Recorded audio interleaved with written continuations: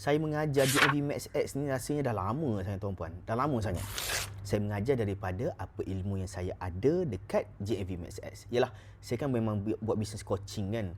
Saya dah coaching orang yang buat bisnes menjadi. Gila-gila menjadi punya pakai JMV Max X. Saya ada buat ajar orang tapi tak berapa nak menjadi pun ada dekat JMV Max X. That's experience yang saya ada. Sebab itulah saya berani buat seminar hybrid JMV Max. Seminar ni tuan-puan, saya buat conclusion. Buat jalan macam ni, boleh pergi jauh mana. Jalan B pula kita masuk, jauh mana kita boleh pergi. So, seminar ni fokus pada strategi. Dia bukan fokus kepada technical JMV Max.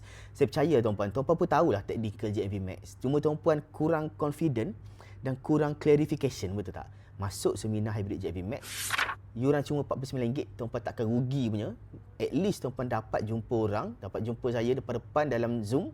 Kita belajar sama-sama. Saya tunjuk tuan-puan, ini cara terbaik susunan content funnel, susunan strategi untuk kita bermain dengan JMV Max X. Tuan-puan klik link sekarang, pergi register sebab tarikh dah dekat dah.